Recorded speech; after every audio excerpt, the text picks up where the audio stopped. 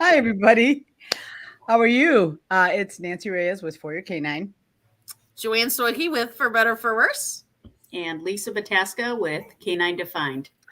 Welcome all. I know some of you are probably on your way back from some trials because we had lots of trials in the area, nosework trials.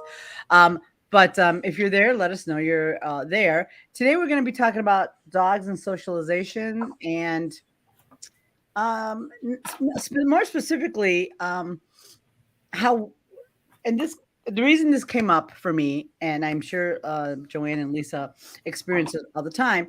We were out doing a nosework practice session in a public location, and I was astonished about how many people wanted their dogs to come up to our dogs to meet them. And I was like, wow, this is still kind of a thing, right? It's still a situation that is happening with the interesting thing. The kids are better. They're not letting their children run up to dogs, but they are exposing their dogs to other dogs and walking up to other dogs and to socialize their dogs. And I think they're well-meaning, and I think they're doing it in a way that is maybe not great, but they're doing it to try to socialize their dogs. So I thought, I really wanted to talk about that because I still can't understand why how what can go, so many things can go wrong there. We're going to touch a little bit on socializing with other dogs as well as socializing with people too. For those of you who have dogs that are a little worried about it, so it's a very broad topic. I think we might have Lisa, as usual, might have some video, but I just wanted to have a discussion about it because I thought it is for the dog whose owner is allowing that to go on, plus the dogs that are on the receiving end of it. There's a lot of stress on both sides of that, and just really very concerning. Hello, everybody, and very concerning how that translates and what problems can develop from some of those interactions that maybe we unwillingly are causing when we're allowing our dogs to go up to those other dogs or our dogs that are on leash, because this is mostly on leash stuff, right? That we're talking about, because the dogs don't have a choice in many of these cases. They're on leash, so so it has to happen. So that's why I wanted to kind of touch upon it. I was just taken aback how much that happened on that one day. We were only there for a few hours, and how often that happened in that short time. So I was like, oh my God, this is a little concerning, right? Yeah, and Carol, the COVID, like if you to me, COVID COVID to me is 2020. I know in 2021 there was still some stuff going on, but in 2021 most people were able to get outside with their dogs. So I'm like, at this point, yeah, I don't know. That's right. It's like it's 2022. So I don't know. What do you guys think about that? I don't consider them, if they're like born last year, I don't consider them really COVID puppies. I don't Well, I think a lot of it too is that like COVID to me was a perfect time to socialize a dog. And to me, but socialization is getting out, but not necessarily interacting with the environment. Where I think a lot of people think that, you should let them do everything and all the things. And that includes like engaging with other dogs. And to me, it was like, can you get out and learn how to just be a dog? I mean, and I've said this, and many people have heard me say this before. It's like, in Europe, it's very different because they actually lend themselves to helping you train your dog, their society, right? Their dogs are off leash. They can be intact. They can go to various places, and it varies by country. But only in America are we the ones who are like, my dog should be able to say hi, and letting their dogs do that. And it's really inappropriate, because if I were like a person in that environment and somebody comes running up to me and starts like groping me, I'd have an issue. I would not be okay with that, and then I would be labeled aggressive. So I think, no shock there. But I think I think we have to redefine what socialization actually means for people. Yeah. So, and I don't remember. I think it was Dunbar, right? Was he the 100 people, 100 dogs? Yeah. 100. Okay. So I think it's sort of important, like, especially for us as trainers to think about too, right? Like we try and share things, and we're always trying to re-educate ourselves and stay up to date on the newest thing. But usually our students, or even, the pet population, I hate this sounds really bad, but I feel like sometimes it's like 10 years behind us, right? Because by the time the things get rolled out to everyone and everyone's picking them up, it's like there's so much new stuff out there that we have found that's better. And so, I do still hear the 100 people, 100 dogs, 100, right? And I think it's just important to share. It's changed. Now it's quantity over quantity. I would rather have you meet 3 awesome people and 2 amazing dogs, right? And have really great experiences, because then guess what? 100% of your experience is great, right? Versus we do 10 and it's 50% great and 25% was okay and 25% was bad. So I think if you start thinking about it more in those terms, yes, we want to introduce them to new things and new people and new dogs. But if I have a new dog, I'm never going up to a dog I don't know, because I don't know what's going to happen there, right? I don't know that's going to be a good interaction. Right. So, hey, Fabio, I'm not sure if you're home or if you're still in New York, but Ciao. Ciao. Anyway, but one of the things that we, and so we wanted to really talk about it, because I was just shocked how many dogs, just letting the people come up to the dogs that they don't really know. And Lisa's right. In Europe, it's usually the dogs they're able to go to cafes, and they're able to, but nobody's dog is trying to run up on their dog to go visit their dog. They just are there. So one of the things is, I know dogs are social animals, right? And they're, depending on the breed, pack animals, some more than others, of course. But you have to remember, pack animals means you're their pack too, right? The family, the the humans in their life. It's the family. So you are part of that pack.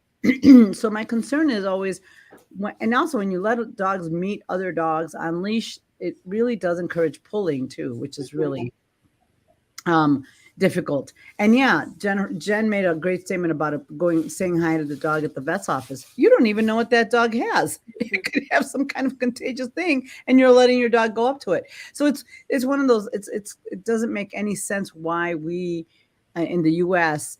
Have that stigma that you have to say hi. No, you can pass by another dog, just like we pass people on the street. We just pass people, and we just go on about our business and everything else.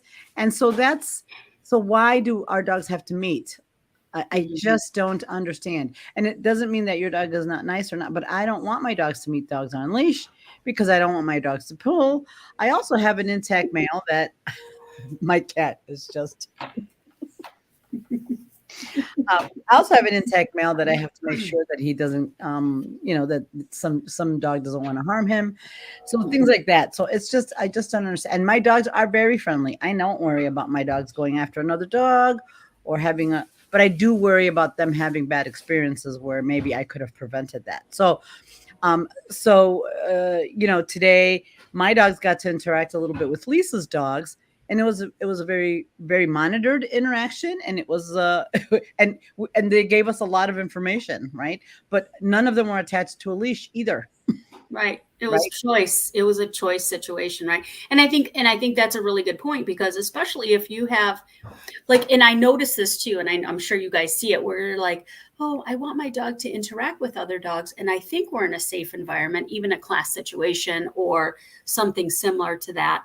And then the person's worried, so they choke up on the leash, and the leash is tight, and the dog's like, I don't think I'm comfortable with this. You're freaking out my owner because the leash is tight. Therefore, what's happening? And then if the dog is not super confident, you're setting them up for failure and reactivity, right? So then you build that pattern over and over again, and the dogs are like, this is how we deal with dogs. This is what we do. And people as well. So today in the workshop, we had a pup, and he was a 9-month-old shepherd mix. And mom was nervous, right? So she'd tighten up on the leash, and And he was super concerned, and I could see that. And if I kept going forward, I'm like, no, he loves people. I'm good with dogs, right? And I keep going forward, and he was giving me the big old eyeball, and I'm like, this is not okay for him, and he's uncomfortable. And I wouldn't close space, and we worked on that and worked on mom's handling and how to handle the leash and when to say hi. And he worked on the whole time we worked on stuff. He was just learning how to be in the presence of dogs at a distance, and with mom's leash handling, got better and stuff. And it wasn't important for him to say hi. He was very uncomfortable with dogs. So yeah, I mean, I don't understand that, and I'm super careful when I see those kinds of dogs. I'm like, don't let him say hi, that's rude. And my border collie, like, he would wear people all the time. He's like, love me, love me, love me. And I don't care, that I love that he loves people, but I'm like, you can't be rude and just molest people. I mean, I don't want to be molested, right? It's kind of like the right. And those are things, right? And then also, then I have the contrary, the little one who's like, touch me and I will bite you. And she gives you the face, the eyes, the big whites of the eyes. You can pet me, Nancy, but don't look at me, right? That kind of stuff. You can touch me, but don't look at me. So I just don't understand that part. And I think a lot of people don't really read the body language, and they wait. No. And the waiting is not good. Like, I would err on the side of caution and be like, peace out. I'd rather be over here and rehearse not visiting. Right. So one of the things that here's one of the things, when the dog is on the receiving end of it, if they have a dog, it's like having somebody come at you that you don't really want to talk to, but somebody's making you stay there, and making you have that interaction, right? And you don't have any way out of that, and you're stuck there. And maybe this other dog is coming at you in a more stronger way than that you're comfortable with, and you can't get away. That is the biggest problem, and that's how you have issues with dogs. And then the other people look at you like, oh my God, your dog's so rude. Your dog's aggressive. Yeah. But it's like, no, my dog maybe just doesn't like yours. And that's that, right? And then your dog is stuck there because he's on leash and he doesn't have anywhere to go. Right. And you have to be the advocate for that dog, for them not to allow those things to happen. So, but that's what I mean. The leash causes a lot of the issue because he is so bad to be on the camera. So yes, Aaron, he wants to say hi for the whole hour, which is a no. So oh my, he is quite feisty. Anyway, so one of the things is when the dogs are coming towards your dog doesn't. You're not giving your dog a choice to decide if he wants to meet that dog or or not. You're not giving him a choice. You're allowing your dog to be set up in a very stressful situation. And some dogs might be okay, and some dogs may not. But you're not giving them a choice to meet. Conversely, if your dog is the one coming towards the other dog, they might not want to go towards that dog either. But you're taking them. Oh, he just wants to say hello. Well, maybe not. And maybe they don't want to go in there. So you're putting both dogs, they don't get an option, right? That's the big deal, right? They don't get an option to say, hey, I want to meet you, or I don't want to meet you, or this is okay with me, or I'm okay with just hanging out with you, but I don't really want you to be that close. Mm-hmm. And it's no different than people. I'm a hugger, I'm a toucher, and I am very aware. I am much better about reading that. Other people don't like that. So I try to. And so you can imagine how COVID was very, very challenging for me, right? Couldn't touch people, get near people. And that's, I'm kind of golden retriever-y that way. So, where other people, so it's like, it's been challenging, but you get better over time, but you're able to just read like, okay, that person's going to be okay with it. Other ones, or people who know you well, it's okay. But I just don't, I mean, I don't run up hugging people I don't know, but I am a very in my culture, we kiss each other all the time. We hug each other all the time. So it's, Too much. yeah, it's part of who I am. So it's very, very I'm a challenging. no touchy. Yeah. I'm a no touchy. Yes. Hey there. Hi. I'm good. I don't know why, but I'm just like that. And so I can relate to like the dogs being like up on top of each other. I'm like, ooh, that's too close. Too much love. And sometimes it's just a communication difference. I remember there was somebody visiting from South America at my office, and they were going around saying hello to people, and they came to say hi, and they were like, and I was like, what are you doing? Like, right? Because they were coming, and I didn't know. I felt rude, but right, because it was like that was their. That's right. How they did, and I was like, what are you doing? Like, so it was very awkward. It was very weird.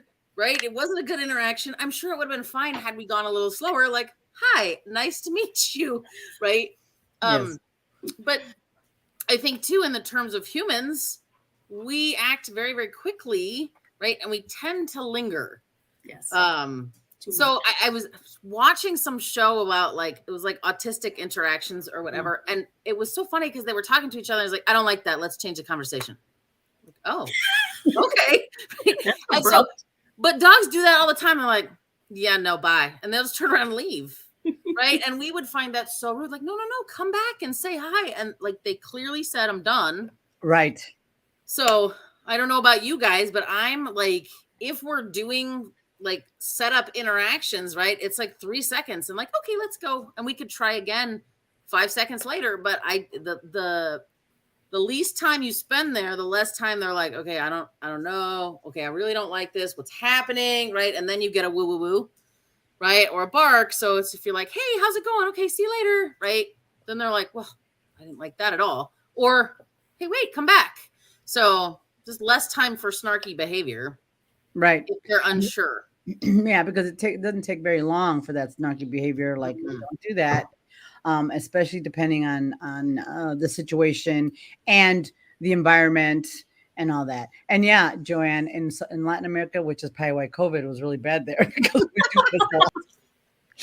But in the Latin culture, that is a very common. You hug and you kiss, and every time, even strangers. So it's. I didn't know that. I didn't know it was a stranger thing. That's why I was like, whoa, what's happening? Yeah, we do it to everybody. It's part of but right, so we are the golden retrievals of people. Right, that's what we do, right?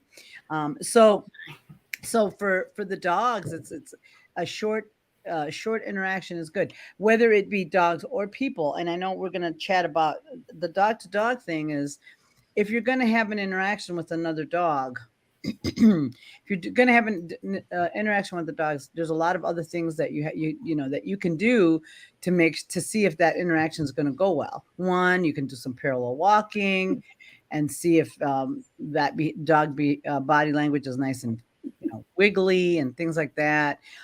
Or if they want to go say hi in a more friendly way, because some of the dogs can be pretty intense on like, what are you doing? Which is a lot different than, hey, what are you doing? Right.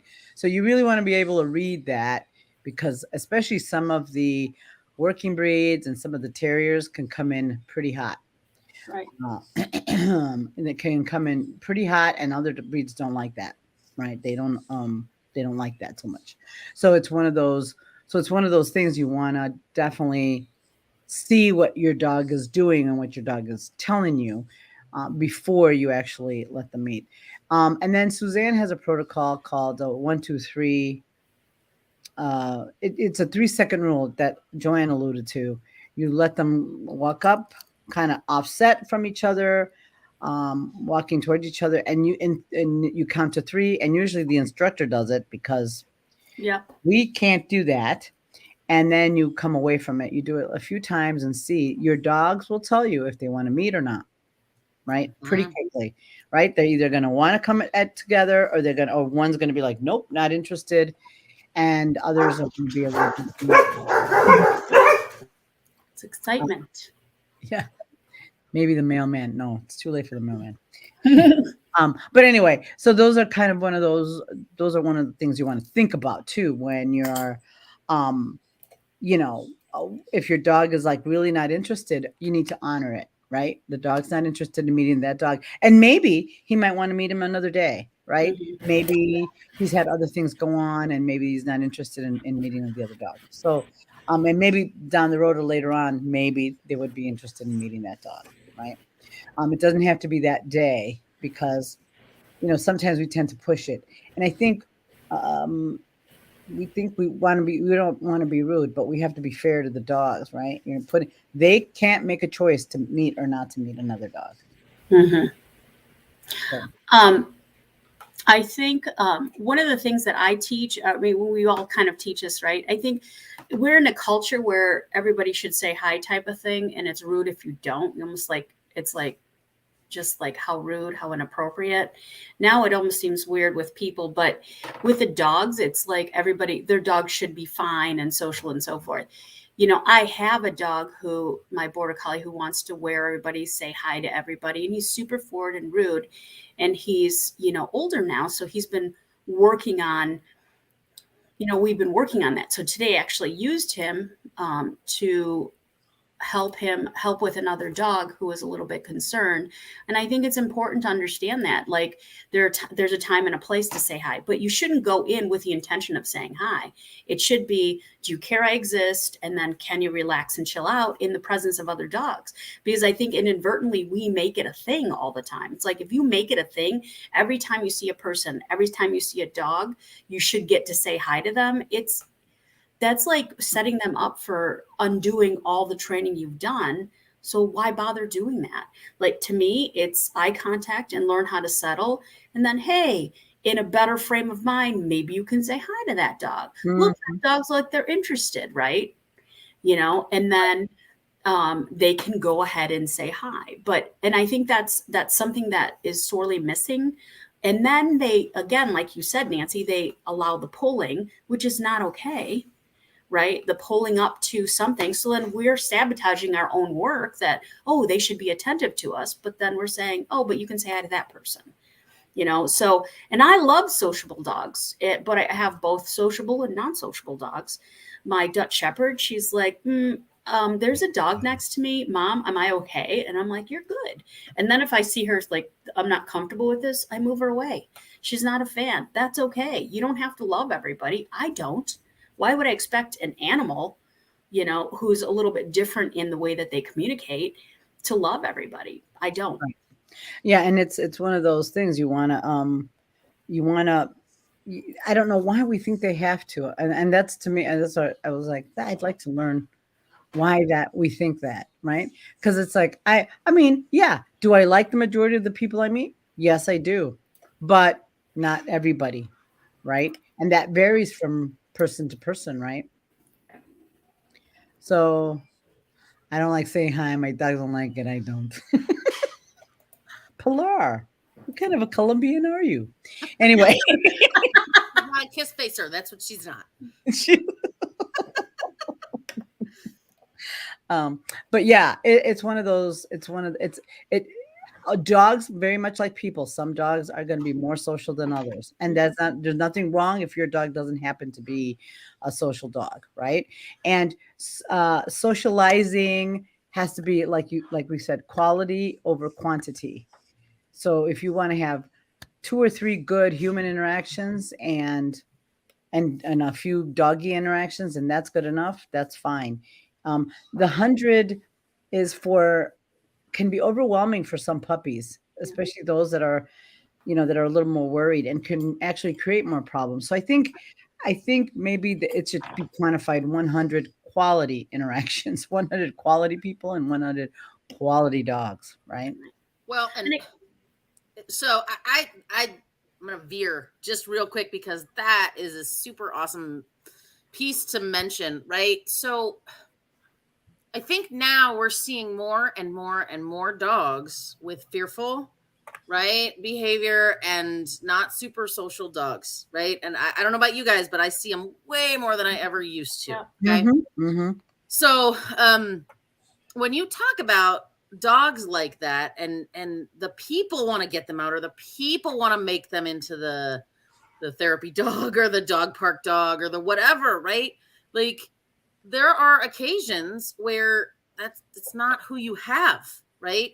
It's just not the dog you have. So if you're really struggling with things like socialization, or I don't understand why my dog just doesn't like to people or doesn't like to be with other dogs, right?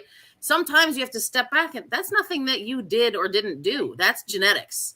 Right. And you have to respect that. So I always say, like, you can have two kids from the exact same parents, and one of them's out front, like, "Hi, my name's Joanne. I like to meet you, and I like colors and ponies," and right. And the other one is like peeking out from behind mom's legs. Same Like, genes, same parents, but the makeup becomes different. That never changes, right? From the one peeking out from behind mom's legs never turns into the one that really enjoys, going to parties and making new friends and being a golden retriever. So, Right. But that's a really good point, right? It's and not that you can't make their lives better by maybe they have a friend, that they a doggy friend they like. They have one or two dogs that they enjoy being around. Or, remember, you are part of their pack. So some dogs are just more like I was talking to Lisa today. My lab is a lot more people oriented than she is. She likes dogs. She's great around dogs. She's fine. But if she had to choose between a dog and a person, she's going to pick a person. And that's a personal preference. And I know that. And it's okay. She's as long as she can behave and be in control and be good around her other dogs and behave herself, I'm okay with that. Right? She can. Where my shepherd is a lot more dogs. He likes dogs a lot more than he likes people. Well, he's an anomaly. Wouldn't you say, Joy? Because Yeah. you know that dog very well. He likes both dogs and people equally yeah. the same. He's Like, sociably on both levels. Yeah. yeah, big time, which is interesting. Yeah. And when we talk about and I'm big into understanding who the dog is and why they do what they do versus, well, how do I make them sociable? Hey, guess what? I'm the only girl. My mom wanted me to marry a doctor. Here I am, a dog trainer. Woohoo, right? So the whole point is as a mother or you're rearing children, you want the best for them. What you think the best may not be what is actually the best for that individual. And guess what? Accept it. It's okay. It's okay that they're not the doctor of the family or the attorney of the family. If they're good people and contributory and good members of society, isn't that what's most important? They're not biting people and we're not putting them in situations to make them afraid. To me, that's critical. So I think we get so wrapped up in training so many things that we forgo who that individual is. And we say, no, you have to do this. And to me, I think we do a really disservice to our relationship with our dogs. And we really impact that in a very negative way. And then we're like, we don't understand it. So, and maybe this is me getting older and more, I don't know, thoughtful or something, whatever you want to call it. But I think it's something that's become super important to me as I start to realize in my career and journey working with dogs that it's, yes, I think you're right, Erin. It's almost like it's crazy, right? It's almost like we live through what we missed out. Yeah, like some people do and parents do, and we have to sit back and say, is that fair to that individual? And I would rather my dog be comfortable. I accept my dogs for who they are. You don't have to be perfect. I have dogs who love people. I have dogs who are like, ew, don't touch me. Don't look at me. You can touch me, but maybe not look at me, that type of stuff.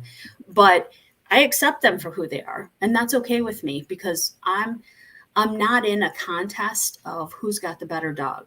Just not that important to me. I'm more concerned about who my dog is. My dog happy in their life. Right. And Erin, I would agree. Like, I'm very extroverted, but my shepherd is a lot like me that way. He's very extroverted. And so is my lab, actually. Just, it's a coincidence, but all my dogs have not been that way. I've had dogs and it's okay.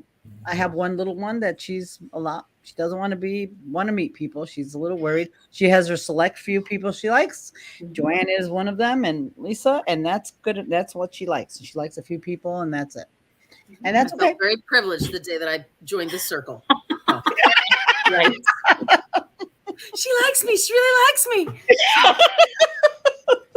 But, sometimes you have to be the adult in the situation too, right? So I talk about the Doberman a lot, and he would run up to a lot of dogs. He does like dogs, but I always joke he's kind of like Night at the Roxbury. You remember when like Chris Kattan and Will Ferrell and they like bump the girls in between them, and the girls are like, get away.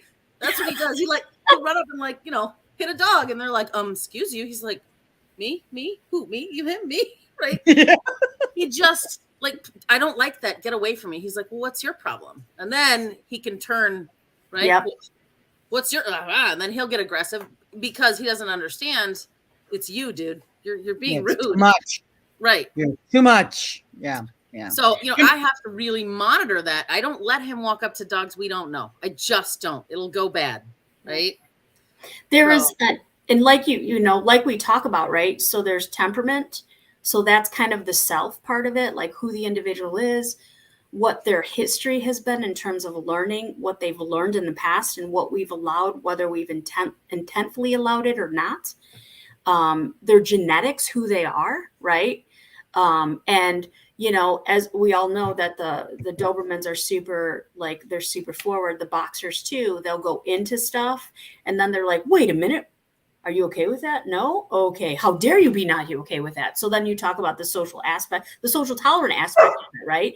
So when you look at all those traits, you have to consider, I don't understand how you can't peel it apart, right? For me, it's always been a struggle. And I think when you explain it to people, they're like, oh, that makes sense, right?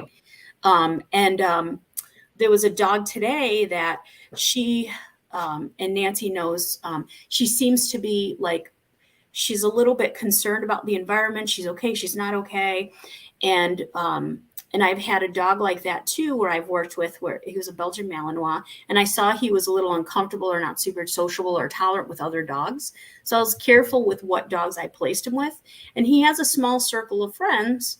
And what I'm trying, and which is perfectly appropriate. I'm like, I don't care that you love other dogs. You just can't be a jerk to them. Right. Right. So in his case, we ended up, I put him with my dogs who were like, hey, what's up? Let's play. Come on. And they just if he was weird, he's like there was a perfect example. There was, my husband was mowing. And when he was worried, he was worried about the mowing. And the other dogs are like, we're good. We're just playing ball. And he's like, oh, I guess it's not a problem for anyone. And so he kind of fed off of that. So if you have a dog who's a little bit socially concerned or whatever, and this is very relative to who the individual is. In this particular case for today, I pulled up my border collie who was for whatever reason, he's like, I don't know about anybody but you. And I don't know if he had a brain switch in his head where he's like, mom is good. Everybody else, we like you, but we're not going to interact with you. And allowed the other dog to check him out. She came in super low. It was a little groveling, which I was like, I don't like that. But I kept feeding him for ignoring her, stuff like that. That's stuff that you have to be careful of in terms of interaction with other dogs that may be a little more uncertain. You have to get dogs that are even with reactivity. And I like when my dogs are like, you just ignore the reactive dogs, who cares, and so forth. Because usually if you get two reactive dogs, then they feed off of each other and stuff. And I know you guys have seen that as well. Mm-hmm. Hey, Deb breeds very, very fun, wonderful Shelties. But Deb, and you're right, you do a lot of good socialization. However, you are also starting with good genetics too. Right. So when you're starting with good genetics, when you layer on all that good training and socialization, yes, your finished product is going to be fantastic. But you're already starting with really good genetic stock, right? You're starting with already pretty good dogs. And then as you put the socialization in, you get right. And Deb, you're right. I have an intact male, so I don't want, and we do, we all have intact males. And so we have to be very careful because that can be a problem. And so I wanted to go back a little bit what Lisa was talking about when you're having a dog and you allow the other dogs to come up. Your dogs that violates that does erode at the relationship, and it really erodes at the trust. Like you're going to let your dog hang out there, and so they don't trust that you are going to protect them. Right. So that's when you get more reactivity when you're kind of letting them out there and you're not advocating for the dog. So that's why it's like if you've failed me once, it knows that the trust that the dog has in you that you're going to be able to take care of the problems or take care of the issue or people or whatever. Because at the end of the day, what we're looking for as far as sociable dogs that can be around other dogs in a calm fashion and be okay with the dogs being there and be comfortable in around being around in other dogs. A social dog doesn't mean they have to be visiting each other. They just can be comfortable around being around other dogs. Mhm. And some of our dogs live a different lifestyle. They have their performance dogs, they go out, they do other things, or in like Lisa's case, they work with her and they're around other dogs a lot, so they have a lot more exposure to that. So um you want to make sure that we are very mindful that they're comfortable around other dogs because of what we do.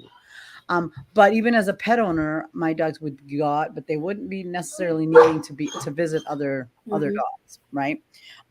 So really quickly when you around other dogs, one of the great things you can do to socialize your dogs around other dogs is just to be able, can they be around other dogs?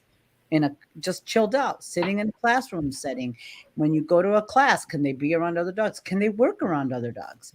That's good socialization. Visiting does Socialization isn't always visiting, right? It's like, can you be around a bunch of dogs and work in that environment and be comfortable and be able to work in that environment? It's like no different than an office setting. Can you be in an office setting and be polite and be able to work around other people, right? And be comfortable like that. So that's what you're asking your dogs to be able to do, right? In That's good socialization. If people come by, are they comfortable around that? Can they just be, people come up, are they okay, or are they worried, or are they overexcited? Can they control themselves, or are they going to try to move away? So those are all, this is what you want in a social dog, that people can come up, they can talk to, and they can be comfortable in that scenario.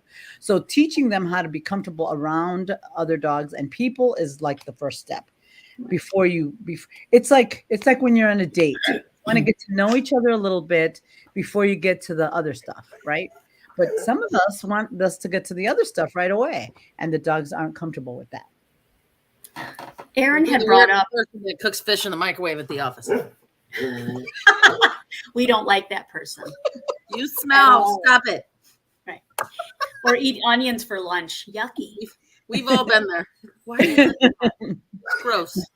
Aaron had brought up, and this is a good point, Aaron, like our dogs, and this is a very interesting thing that I find.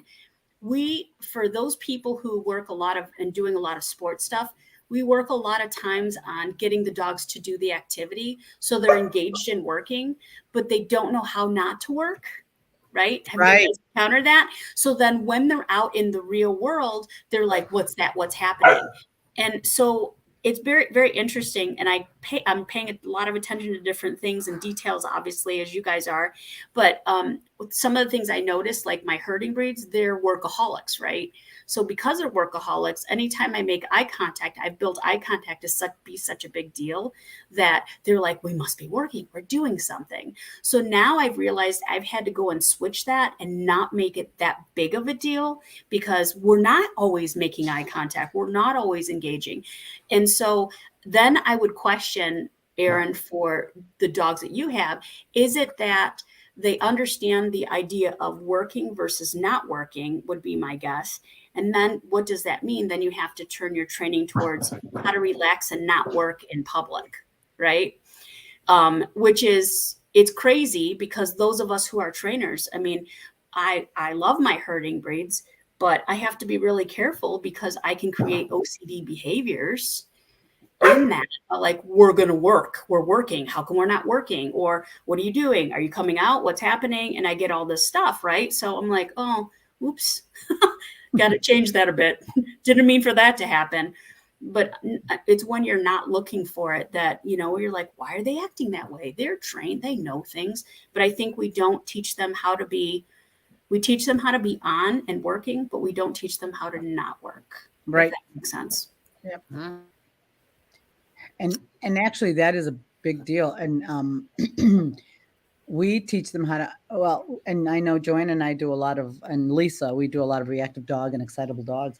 And one of the first things we teach them is one of the things we teach them is how not to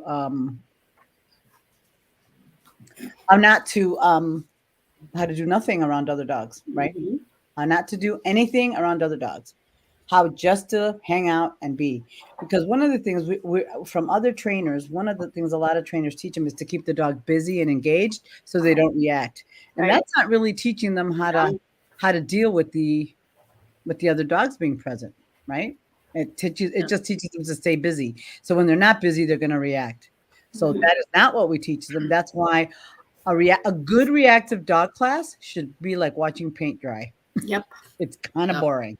And I express what she means, right, is like there's always a cookie in your face. Sit, touch, shakes, blah, blah, blah, blah, blah. Because that's exhausting for not, Yes. but right? And I mean, 5 minutes to that, and I'd be like, back off. The dogs, I get the theory behind it. Possible. So, like Nancy said, when we do work it, right, it's them to stay in a place where they don't feel like they have to react, right? Going slow, that we're not putting a ton of pressure on them. And that's really hard, Mm-hmm. right? Yep. Like, we're not doing anything. Yeah, I know. And it's great. Right. So. And it's really one of, and that's why we use Suzanne's relaxation protocol. Again, it's like watching paint dry. It's boring. But sometimes you are not, it's just like you are not entertaining. Your dog cannot be on all the time. It's like, it's crazy making. So Mhm. they have to be relaxed, whether it be in a crate, that's why crate training is so important, or whether they can just sit by you as other dogs and the activities are moving around them. So, and then when you're asked to work, because the other thing is it keeps them below threshold and less Yes. aroused, so that if something happens, they're not already, it's not like a bubbling pot that's already there. It's like bubbling, and then it takes nothing to set them off to, have an explosion, right? Well, I think too, the other consideration is, what does it do biologically to your dog?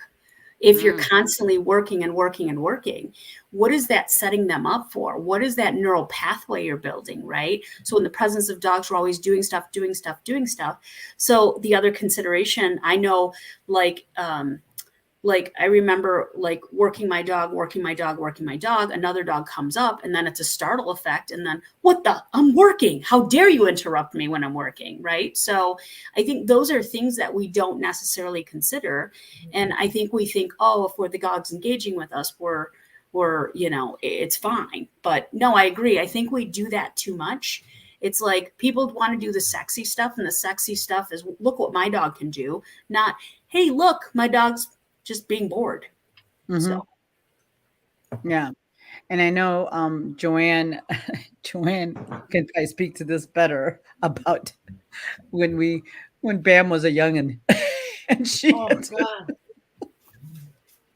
to work the relaxation protocol.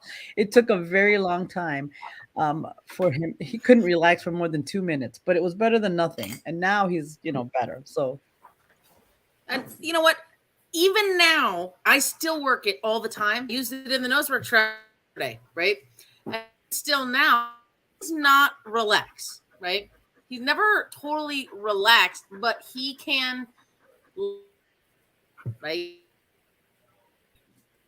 As long as we can see moving for a minute. Right? We're losing you a little bit. Joanne, Right? we're losing you a little bit. Sorry, is that better? Yes. Yes. Sort of. I don't know why You're everyone's so you're noisy kind of tonight. blurry. Yeah. Hmm.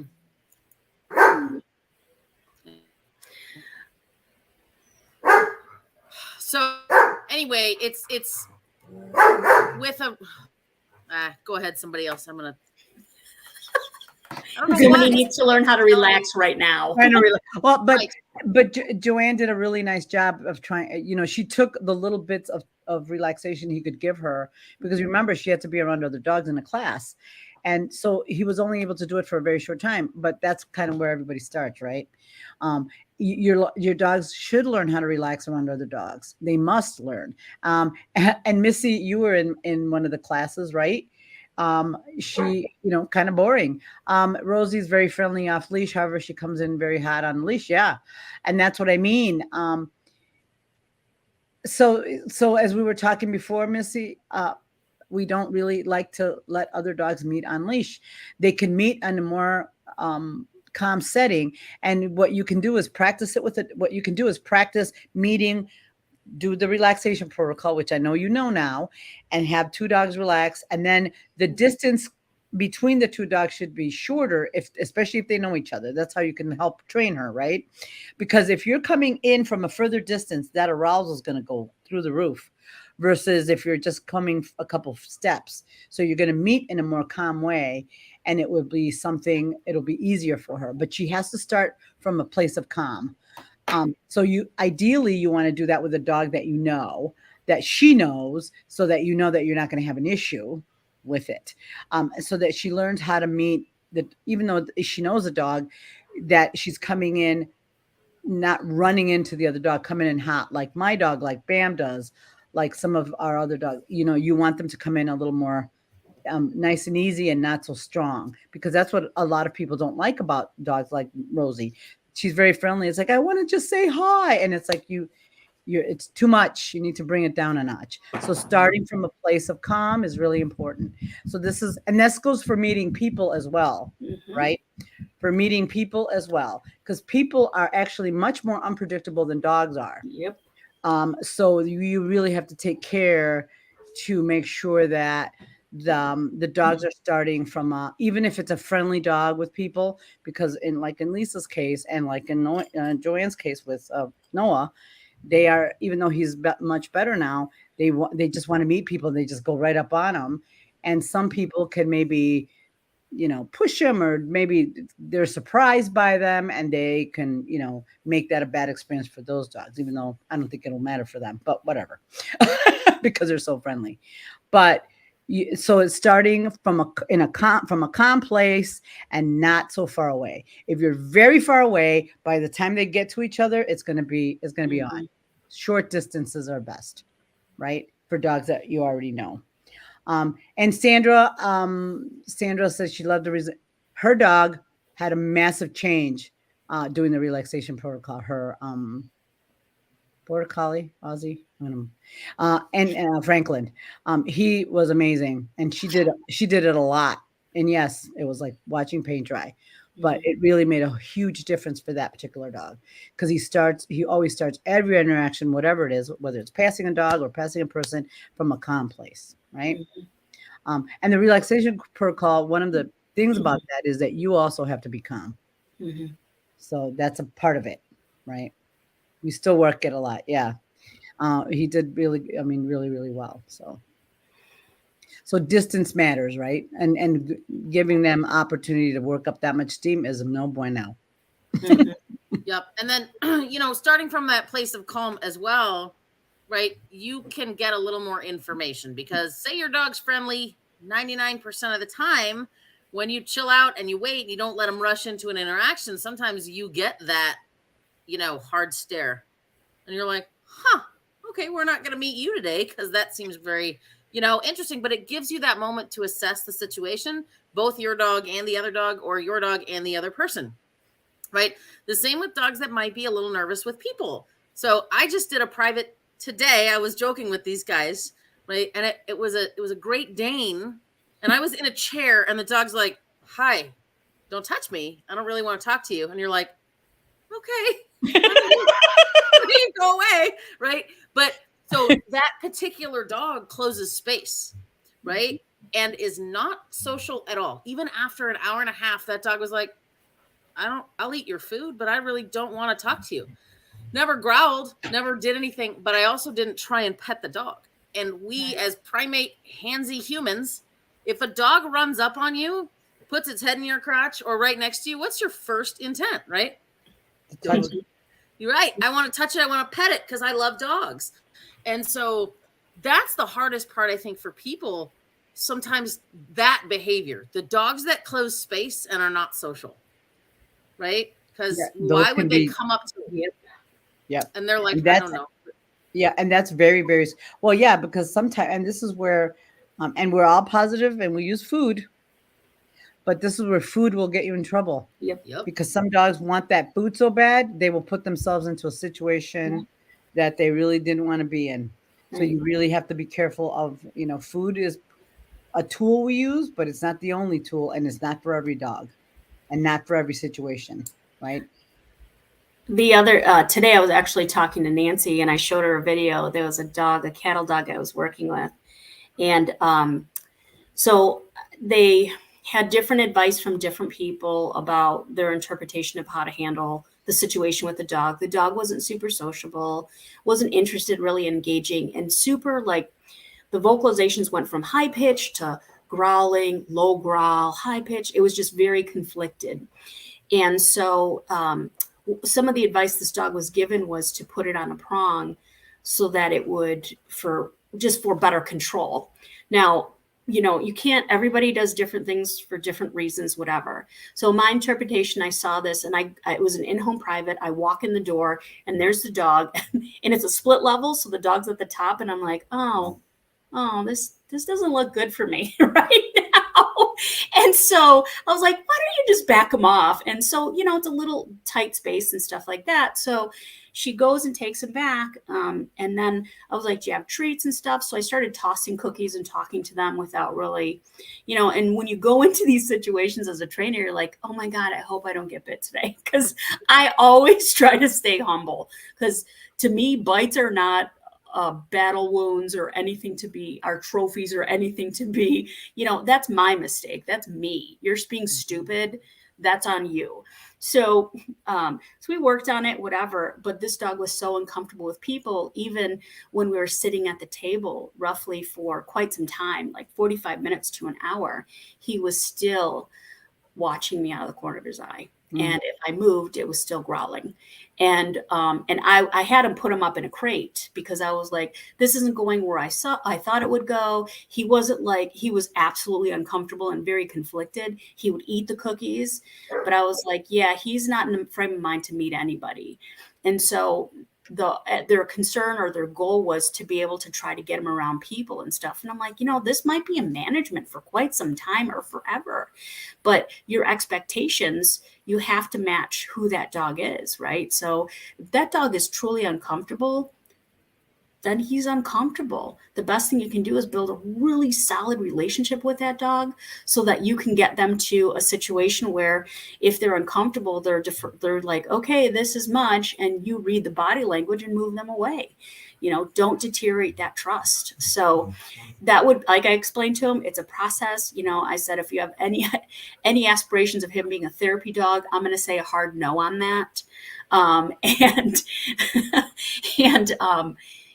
they were fine. They totally got it. And they said, look, we just want to help him, to do our best to help him feel comfortable. And I said, that's a realistic goal. So, sometimes things are the way that they are and we have to accept them. And then there was another situation where there was this dog and he bonded to one person, but not the male. And he was very worried when the male got up and moved around. And I was like, and they have different people coming to the house because they have children. And with COVID being better, they want to be able to have more people over. And so, I had to have a hard conversation to say, how much time are you willing to put into this? What are you planning to do? Do you think your dog has the quality of life living in your home?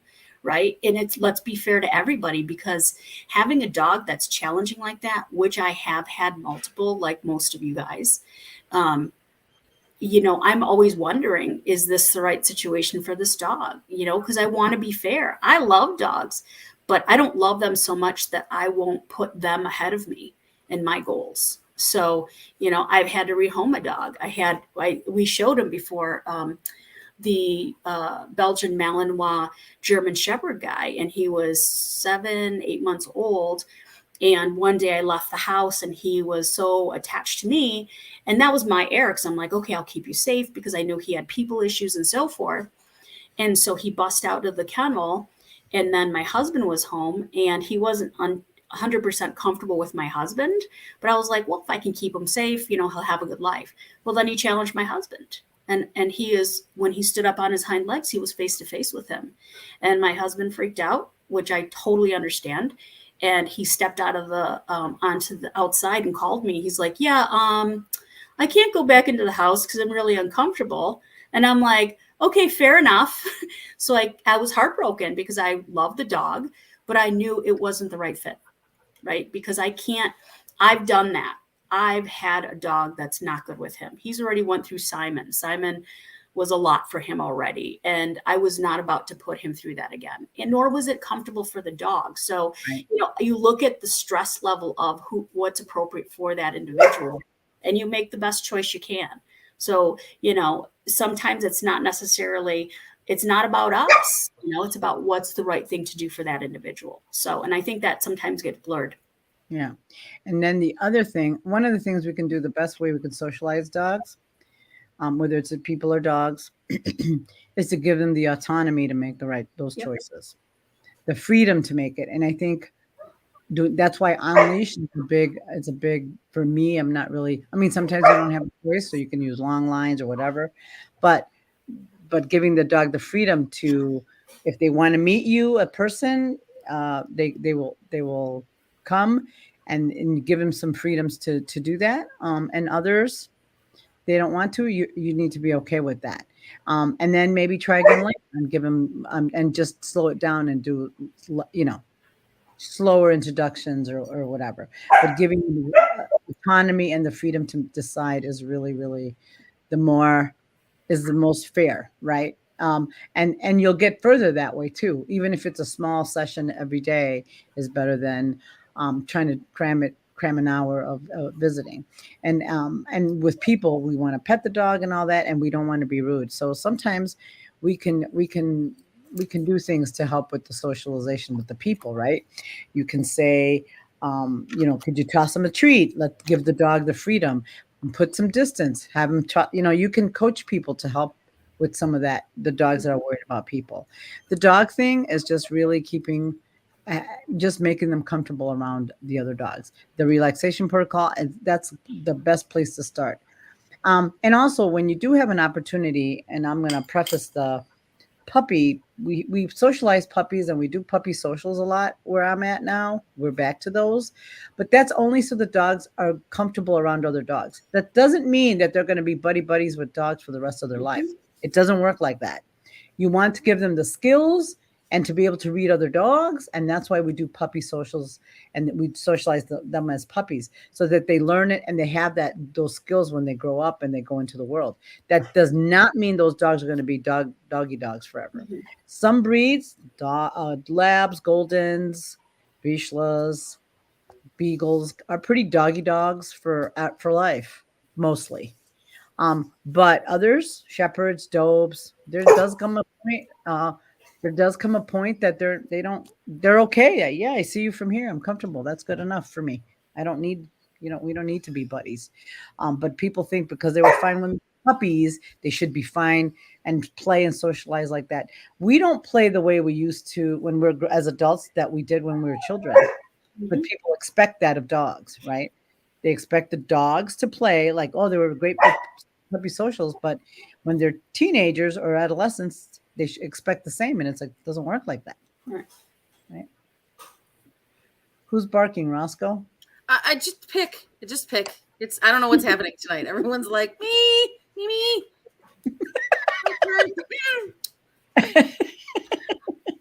The one thing too that I think that's like, I think too, and I don't know if it's just our culture right now, or it's been coming, but like the daycare, right?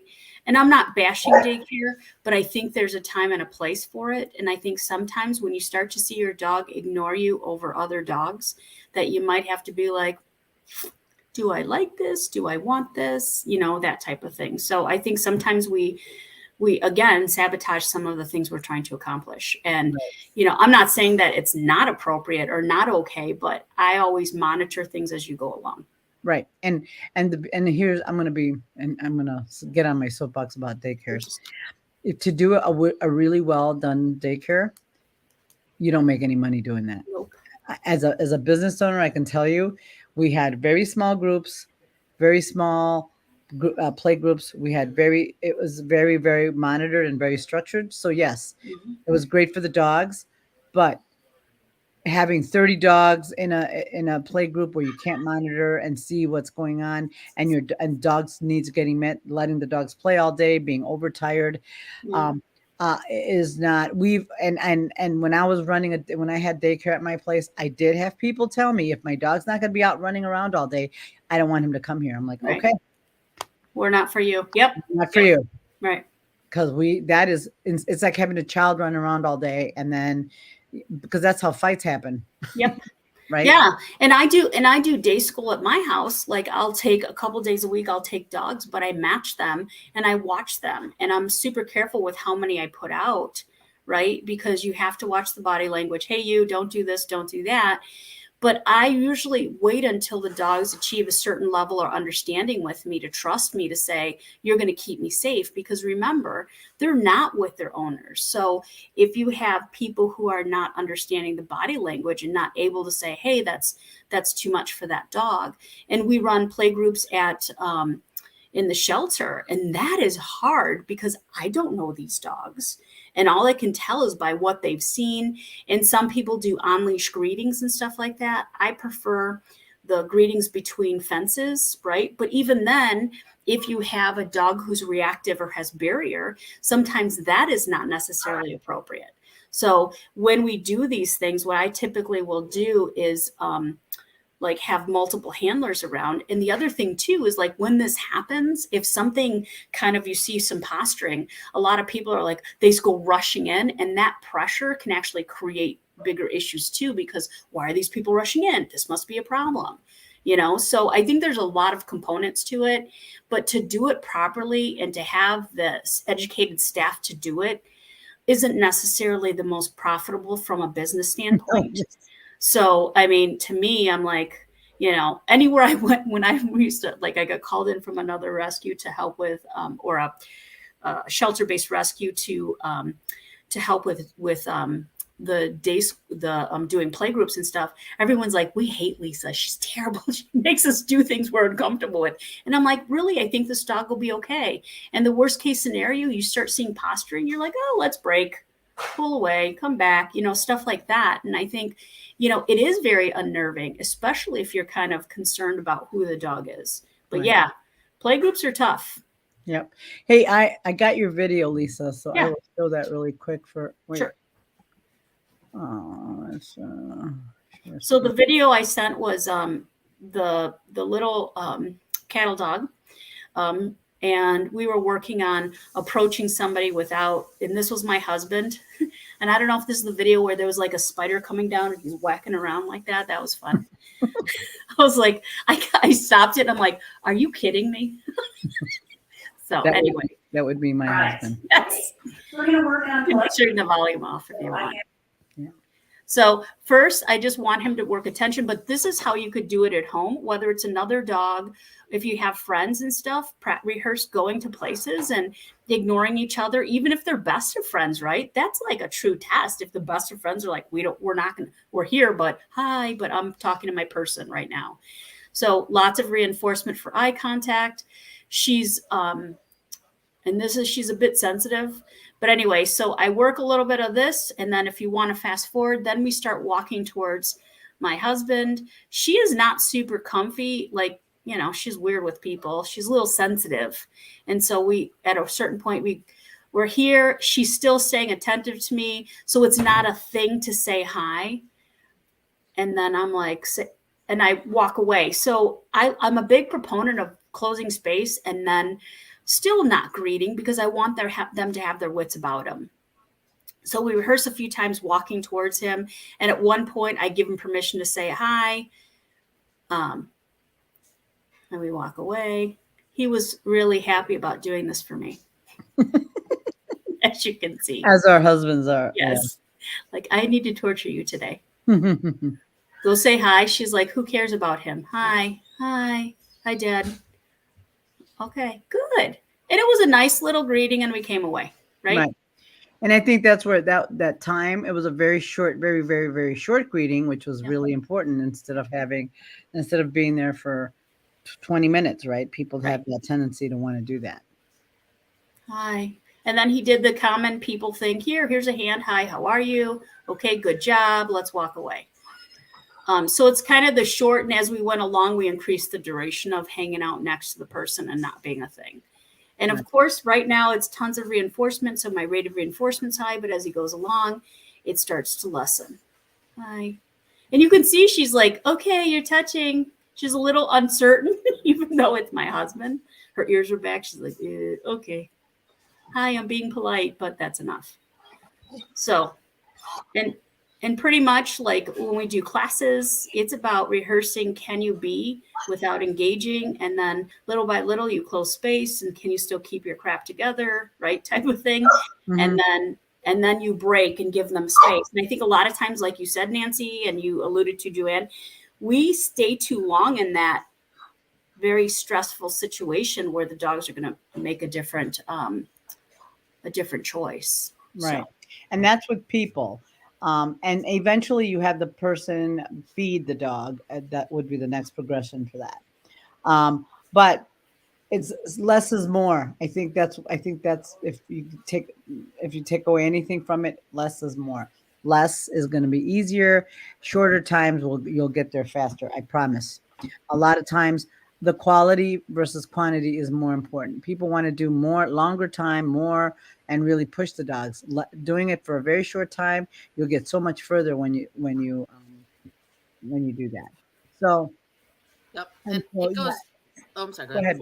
Go ahead, Joanne. I was just going to say, goes back like full circle to what we talked about originally, right? It's quantity over quality.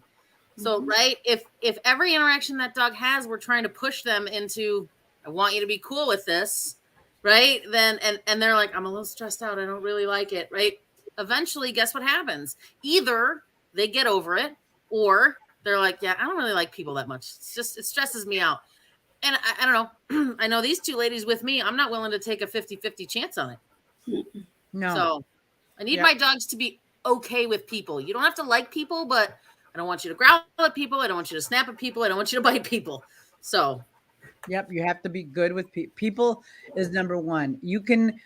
A dog that's not great with people is a bigger issue than a dog that's not great with other dogs. You can live a long, happy life and not like other dogs. Right. But people are a lot more unpredictable than dogs. So it's a little bit more concerning. So I work that more than the dog thing. And while my dogs are fine, the two I have, if you're going to spend my energy is spent meeting people when they were young puppies. And other dogs, I do spend time because obviously, but it's not the main focus, right? And I'm very fortunate because of what I do. I have dogs available that I can, do some short social interactions and things like that. And they have their friends and it's all good. So sociability, what I wanted you to think about this is think about it. It's a different sociability doesn't mean liking everybody. It doesn't mean that at all. It means being able to live in harmony in your world, whatever that world is, whether it's going for walks, going for classes, whatever, meeting. And if you have a few friends here and there, it is the social time and the social aspect is with you and maybe your other dogs that you have. But socializing does not mean that they're going to like all the dogs and like other people. That's not what we mean by socialization. That's not what's necessary, right? You want them to have a good quality and be relaxed and comfortable in those environments. That's what socialization that should be the goal for socialization. Not you should meet all these dogs and be friends and love everybody. Right. So that's what we hope you would at least look at socialization in a little different way, in a more practical way, and think about your own socialization, your own social habits, right? Because they our dogs mirror some of those social habits, right? Yeah, Tango. And yes, Tango is definitely a social butterfly for sure, much more extroverted. But anyway, um, so that's what we're hoping that you take away from it, and eventually we'll do some where we'll do more video on some of the steps to take and how to make it better. Yes, the beach those are very needy. Anyway, thank you all for tuning in tonight, and Wow. yes, thank you for tuning in, and we'll see you all next week. Oh my God, Good he's, night. he's Good night, ridiculous. everybody. Good night.